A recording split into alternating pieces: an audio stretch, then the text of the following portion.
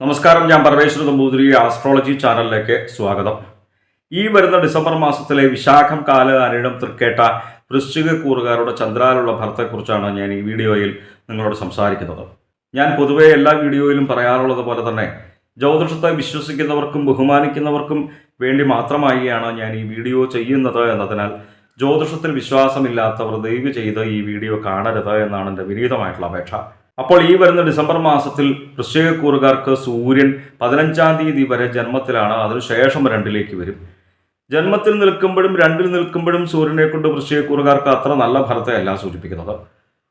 15-ാം തീയതി വരെ ജന്മത്തിൽ നിൽക്കുന്ന സൂര്യനെ കൊണ്ട് ദേഹപീഠകൾ, ശരീരത്തിന് പൊതുവെ സുഖക്കുറവ് വന്നു ചേരുക, അലച്ചിലുണ്ടാവുക, ധനപരമായിട്ടും അത്ര അനുകൂലമായിട്ടുള്ള ഒരു ഫലത്തെയല്ല വൃശ്ചികക്കൂറുകാർക്ക് സൂചിപ്പിക്കുന്നത്. 15-ാം തീയതിക്ക് ശേഷം 2-ലേക്ക് സൂര്യൻ വരുമ്പോൾ കുറച്ചും കൂടി കൂടുതൽ കാര്യങ്ങൾ ശ്രദ്ധിക്കേണ്ടതുണ്ട്. ധനപരമായിട്ടുള്ള കാര്യങ്ങൾ ചിന്തിക്കുന്ന ഭാവമാണ് 2-ാം ഭാവം. അപ്പോൾ 2-ൽ സൂര്യൻ നിന്ന് കഴിഞ്ഞ് കഴിഞ്ഞാൽ അന്യരാൾ ചതിക്കപ്പെടുവാനായിട്ടുള്ള ഫലത്തെ പ്രത്യേകിച്ച് സൂചിപ്പിക്കുന്നു. കടം കൊടുത്തു കഴിഞ്ഞാൽ തിരിച്ചു കിട്ടാത്ത അവസ്ഥ വന്നു ചേരാം. അതേപോലെ തന്നെ ഈ പുതിയ കാലഘട്ടത്തിൽ ഈ ധനപരമായിട്ടുള്ള കാര്യങ്ങളെല്ലാം നമ്മൾ കൂടുതൽ ചെയ്യുന്നത് ഓൺലൈൻ മുഖേനയായിട്ടാണല്ലോ. അപ്പോൾ ഈ ഓൺലൈൻ മുഖേന ധനപരമായിട്ടുള്ള കാര്യങ്ങൾ ചെയ്യുമ്പോൾ പ്രത്യേകിച്ച് ശ്രദ്ധ വച്ച് പുലർത്തണം. നമുക്ക് പരിചിതമല്ലാത്തവർ നമ്മളുടെ മൊബൈലിലേക്ക് ഓരോ ലിങ്കൊക്കെ അയച്ചു തന്ന് അതൊക്കെ ഓപ്പൺ ചെയ്യുവാനായിട്ട് ആവശ്യപ്പെട്ടാൽ, നിർബന്ധിച്ചാൽ അതൊന്നും ഒരിക്കലും ഓപ്പൺ ചെയ്ത് നോക്കരുത്. ഓപ്പൺ ചെയ്ത് നോക്കിക്കഴിഞ്ഞ് കഴിഞ്ഞാൽ നമ്മളുടേതെന്ന് കരുതപ്പെടുന്നതായിട്ടുള്ള നമ്മളുടെ മൊബൈൽ ഫോണിൻ്റെ എല്ലാ വിവരങ്ങളും അവരുടെ കയ്യിലേക്ക് എത്തപ്പെടും. അപ്പം അങ്ങനെ നമ്മുടെ ധനവും നമ്മളുടെ വിവരങ്ങളും അവരുടെ കയ്യിലേക്ക് എത്തപ്പെടും. ഇതൊന്ന് പ്രത്യേകിച്ച് വൃശ്ചികക്കൂറുകാർ ശ്രദ്ധിക്കേണ്ടതുണ്ട്. ധനപരമായിട്ടും ചെലവുകൾ കൂടുന്നൊരു ഫലത്തെ സൂചിപ്പിക്കുന്നു. അപ്പൊ ജന്മത്തിൽ നിൽക്കുമ്പോഴും 2-ൽ നിൽക്കുമ്പോഴും സൂര്യനെ കൊണ്ട് ഫലങ്ങൾക്ക് വ്യത്യാസം ഉണ്ടെന്നുണ്ടെങ്കിൽ പോലും മോശഫലങ്ങളാണ് സൂചിപ്പിക്കുന്നത് എന്ന് മനസ്സിലാക്കി ഈ മോശഫലങ്ങളെ ഇല്ലാതാക്കാൻ വേണ്ടിയിട്ട് പ്രത്യേകിച്ച് മഹാദേവനെ നല്ല രീതിയിൽ തന്നെ മനസ്സിലാക്കി പ്രാർത്ഥിക്കുക. നമ്മൾ കുടുംബത്തിൽ നിന്ന് നാമം ജപിക്കുമ്പോൾ പഞ്ചാക്ഷരമൊക്കെ ജപിച്ചു കഴിഞ്ഞാൽ ഈ പറയുന്നതായിട്ടുള്ള ആ മോശഫലങ്ങളെ നമുക്ക് കുറയ്ക്കുവാനായിട്ട് സാധിക്കും. അതേപോലെ തന്നെ നമ്മളുടെ ഭാഗ്യങ്ങളെക്കുറിച്ച് ചിന്തിക്കുന്നതായിട്ടുള്ള 9-ാം ഭാവത്തിൽ ചൊവ്വ നിൽക്കുന്നതും അത്ര നല്ല ഫലത്തെയല്ല വൃശ്ചികക്കൂറുകാർക്ക് സൂചിപ്പിക്കുന്നത്. കുറച്ച് മാസങ്ങളായിട്ട് ചൊവ്വ 9-ൽ തന്നെയാണ്. ചൊവ്വയ്ക്ക് ഈ ഡിസംബർ മാസവും രാശിമാറ്റവും ഇല്ല. അപ്പോൾ 9-ൽ നിൽക്കുന്ന ചൊവ്വയെ കൊണ്ട് കാര്യപരാജയം വന്നു ചേരുക, പലവിധ വ്യാധികൾ വന്നു ചേരുക, നമ്മളിലേക്ക് വന്നു ചേരുന്നതായിട്ടുള്ള ഭാഗ്യങ്ങൾ കുറയുക. എല്ലാവർക്കും ഭാഗ്യമാണല്ലോ വേണ്ടത്, അല്ലേ? ലക്ക് ഫാക്ടർ വേണം, ഈശ്വരാധീനം വേണം. അപ്പോൾ ഒരു ഈശ്വരാധീന കുറവിനെ അവിടെ സൂചിപ്പിക്കുന്നുണ്ട്. അപ്പോൾ കാര്യപരാജയത്തെ സൂചിപ്പിച്ചു. അപ്പോൾ നിങ്ങളാണെന്നുണ്ടെങ്കിലും ഞാനാണെന്നുണ്ടെങ്കിലും ഓരോരോ കാര്യങ്ങൾ ചെയ്യുന്നത് നമുക്ക് നല്ല ഫലം ലഭിക്കുവാൻ വേണ്ടിയിട്ടാണല്ലോ. ആരും മോശഫലം വന്നു ചേരാൻ വേണ്ടിയിട്ട് ഒരു കാര്യവും ചെയ്യാറില്ല.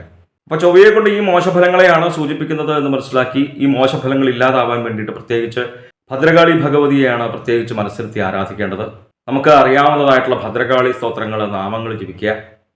ഈ ചൊവ്വയെ കൊണ്ട് പറയുന്നതായിട്ടുള്ള ആ മോശഫലങ്ങളെയും നമുക്ക് കുറയ്ക്കുവാനായിട്ട് സാധിക്കും. അതേപോലെ തന്നെ ജന്മത്തിലാണ് ബുധൻ. ജന്മത്തിൽ ബുധൻ നിന്ന് കഴിഞ്ഞാലും തൻ വാക്ക് പിഴ നിമിത്തം തന്നെ കലഹം വന്നു ചേരുക. കലഹം ഉണ്ടാവുന്നതും നിങ്ങൾക്കും എനിക്കും ആർക്കും ഇഷ്ടമുള്ള കാര്യമല്ല, അല്ലേ? അപ്പോൾ കലഹം ഉണ്ടാവുന്നത് തന്നെ ഒരു പരിധിവരെ നമ്മളുടെ വാക്കുകൾ നിമിത്തമാണ് എന്ന് മനസ്സിലാക്കി വളരെ നല്ല വാക്കുകൾ സംസാരിക്കുവാനായിട്ട് ശ്രമിക്കുക. അനാവശ്യമായിട്ടുള്ള തർക്കങ്ങൾ ഒഴിവാക്കുക. അനാവശ്യമായിട്ട് മറ്റുള്ളവരുടെ കാര്യങ്ങളിൽ തന്നെ ഇടപെടാതിരിക്കുക. വൃശ്ചികക്കൂറുകാർക്ക് പല ഗ്രഹങ്ങളെ കൊണ്ട് മോശഫലങ്ങളെയാണ് സൂചിപ്പിക്കുന്നത് എങ്കിൽ പോലും 7-ൽ നിൽക്കുന്ന വ്യാഴം ഒരു ഈശ്വരാധീനത്തെ സൂചിപ്പിക്കുന്നു. ഈശ്വരാധീനം വന്നു ചേർന്നാൽ തന്നെ ഒരു പരിധിവരെ പലവിധ ദുരിതങ്ങളും നമ്മളിലേക്ക് വന്നു ചേരില്ലല്ലോ. നല്ല രീതിയിൽ തന്നെ വാക്സാമർഥ്യം ഉണ്ടാവുക, ബുദ്ധി സാമർഥ്യം ഉണ്ടാവുക, ചെയ്യുന്ന കാര്യങ്ങൾക്ക് നല്ല ഫലം അനുഭവവേദ്യമായിട്ട് വരിക. 7-ൽ നിൽക്കുന്ന വ്യാഴം വളരെ നല്ല ഫലത്തെയാണ് വൃശ്ചികക്കൂറുകാർക്ക് സൂചിപ്പിക്കുന്നത്. ഒരു പരിധിവരെ മറ്റു ഗ്രഹങ്ങളെ കൊണ്ട് പറയുന്നതായിട്ടുള്ള മോശഫലങ്ങൾ നമ്മളിലേക്ക് വരാതിരിക്കുന്നത് തന്നെ ഒരു പരിധിവരെ ഈ 7-ൽ നിൽക്കുന്ന വ്യാഴത്തെ കൊണ്ടാണ് എന്ന് പ്രത്യേകിച്ച് സൂചിപ്പിക്കേണ്ടതുണ്ട്. വിവാഹ സംബന്ധമായിട്ടുള്ള കാര്യങ്ങൾ ചിന്തിക്കുന്ന 7-ാം ഭാവത്തിൽ വ്യാഴം നിന്നു കഴിഞ്ഞാൽ വിവാഹ സംബന്ധമായിട്ട് തടസ്സങ്ങൾ അനുഭവപ്പെടുന്നവരുണ്ടെന്നുണ്ടെങ്കിൽ ഈ കാലയളവിൽ പ്രത്യേകിച്ച് ശ്രമിച്ചോളൂ. അവർക്ക് നല്ല രീതിയിൽ തന്നെ വിവാഹം വന്നു ചേരുന്ന ഒരു നല്ല ഫലത്തെ സൂചിപ്പിക്കാം. അതേപോലെ തന്നെ നഷ്ടപ്പെട്ടു പോയതായിട്ടുള്ള ധനം ഉണ്ടെന്നുണ്ടെങ്കിൽ ഈ കാലയളവിൽ പ്രത്യേകിച്ച് ശ്രമിച്ചോളൂ. ആ ധനം നമുക്ക് തിരിച്ച് ലഭിക്കുവാനായിട്ടുള്ള നല്ല ഫലത്തെ സൂചിപ്പിക്കുന്നുണ്ട്. എന്തായാലും വ്യാഴം 7-ൽ നിൽക്കുന്നത് വൃശ്ചികക്കൂറുകാർക്ക് നല്ല ഫലത്തെ സൂചിപ്പിക്കുന്നു. അതുപോലെ തന്നെ ശുക്രനെ കൊണ്ട് നല്ല ഫലത്തെയാണ് കേട്ടോ വൃശ്ചികക്കൂറുകാർക്ക് സൂചിപ്പിക്കുന്നത്. 3-ലാണ് ശുക്രൻ. 3-ൽ നിൽക്കുന്ന ശുക്രനെ കൊണ്ടും നമ്മൾ ആഗ്രഹിക്കുന്നതായിട്ടുള്ള ഫലമാണ്. ശത്രുപരമായിട്ടുള്ള ഒരു ഉപദ്രവങ്ങളും നമ്മളിലേക്ക് വന്നു ചേരാത്ത കാലയളവിനെ സൂചിപ്പിക്കുന്നു. നല്ല രീതിയിൽ തന്നെ ധനം വന്നു ചേരുക. പ്രത്യേകിച്ച് ഈ കലാരംഗത്ത് പ്രവർത്തിക്കുന്നവർക്ക് പുതിയ പുതിയ അവസരങ്ങൾ വന്നു ചേരുക, ബഹുമാന സിദ്ധി വന്നു ചേരുക, അംഗീകാരങ്ങൾ വന്നു ചേരുക, ഓരോ കാര്യങ്ങൾ കൊണ്ടു നടക്കുവാനായിട്ടുള്ള സാമർഥ്യമൊക്കെ വന്നു ചേരുന്ന നല്ല ഫലത്തെയാണ് 3-ൽ നിൽക്കുന്ന ശുക്രനെ കൊണ്ട് സൂചിപ്പിക്കുന്നത്. വീണ്ടും 4-ലെ ശനി മോശഫലത്തെ സൂചിപ്പിക്കുന്നു. നാലിൽ നിൽക്കുന്നതായിട്ടുള്ള ശനി കണ്ടകശനി സ്ഥാനമാണ്. അത്ര നല്ല ഫലത്തെയല്ല സൂചിപ്പിക്കുന്നത് എന്ന് പൊതുവെ ജ്യോതിഷത്തെ വീക്ഷിക്കുന്നവർക്കറിയാം. കുറച്ചു കാലമായിട്ട് തന്നെ ഈ ഫലത്തെയായിരിക്കും വൃശ്ചികക്കൂറുകാർ കേട്ടിരിക്കുക.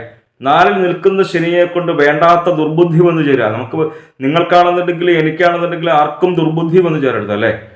നമുക്ക് ജീവിതത്തിൽ വിജയിക്കുവാനായിട്ടുള്ള ആവശ്യമായിട്ടുള്ള നല്ല ബുദ്ധിയാണ് നിങ്ങൾക്കും എനിക്കും ആർക്കും വന്നു ചേരേണ്ടത് അല്ലേ. ഫലത്തെ സൂചിപ്പിക്കുന്നത് ദുർബുദ്ധി വന്നു ചേരുന്ന ഒരു ഫലത്തെയാണ് സൂചിപ്പിക്കുന്നത്. വിചാരിക്കാതെ തന്നെ കലഹം ഉണ്ടാവുക, കുടുംബത്ത് കലഹം ഉണ്ടാവുക, ധനപരമായിട്ടും ചെലവുകൾ വർദ്ധിക്കുക. നേരത്തെ ജന്മത്തിൽ നിൽക്കുന്നതായിട്ടുള്ള ബുധനെ കൊണ്ടും കലഹത്തെയാണ് സൂചിപ്പിക്കുന്നത്. വീണ്ടും ശനിയെ കൊണ്ടും ഈ ഫലത്തെ തന്നെ സൂചിപ്പിച്ചു. അപ്പൊ ശനിയെ കൊണ്ട് പറയുന്നതായിട്ടുള്ള മോശഫലങ്ങളെ ഇല്ലാതാക്കാൻ വേണ്ടിയിട്ട് മഹാദേവനെയും അയ്യപ്പനെയാണ് മനസ്സിലെത്തി ആരാധിക്കേണ്ടത്. പഞ്ചാക്ഷരവും ശനൈശ്ചരായ നമഃ എന്നുള്ള നാമമൊക്കെ ജപിച്ചോളൂ. ഈ മോശഫലങ്ങളെ നമുക്ക് കുറയ്ക്കുവാനായിട്ട് സാധിക്കും. എന്തായാലും വൃശ്ചികക്കൂറുകാരുടെ ഗ്രഹപ്പിഴ ദോഷപരിഹാരങ്ങൾക്ക് വേണ്ടിയിട്ട് നമ്മൾ ചെയ്യുന്നതായിട്ടുള്ള നാമജപാദികളും ക്ഷേത്രദർശനാദികളും പുണ്യമായിട്ടുള്ള കർമ്മങ്ങളും തുടരുക. നമ്മളറിയാതെ തന്നെ നമ്മളിലേക്ക് വന്നു ചേരുന്നതായിട്ടുള്ള ആ ദുഃഖങ്ങളെയും ദുരിതങ്ങളെയും നമ്മളുടെ നാമജപത്തിലൂടെ ഈശ്വര സേവയിലൂടെ പുണ്യമായിട്ടുള്ള കർമ്മങ്ങളിലൂടെ നമുക്ക് തന്നെ കുറയ്ക്കുവാനായിട്ട് സാധിക്കും എന്ന് മനസ്സിലാക്കുക. ജ്യോതിഷ സംബന്ധമായ സംശയ നിവാരണങ്ങൾക്കായി നിങ്ങൾക്ക് എന്നെ 628 220 18 72 എന്ന നമ്പറിൽ വിളിക്കാം. 9497095577 എന്ന നമ്പറിൽ വാട്സപ്പ് ഉണ്ട്. വാട്സപ്പിൽ നിങ്ങൾക്ക് നിങ്ങളുടെ ജനിച്ച സമയവും സ്ഥലവും ഡേറ്റ് ഓഫ് ബർത്തും ഒക്കെ അയച്ചു തരികയാണ് എങ്കിൽ ഗ്രഹസ്ഥിതി ഉണ്ടാക്കി ഇപ്പോഴത്തെ മഹാദശയും ദശാപഹാരവും നമുക്ക് മനസ്സിലാക്കുവാനായിട്ട് സാധിക്കും.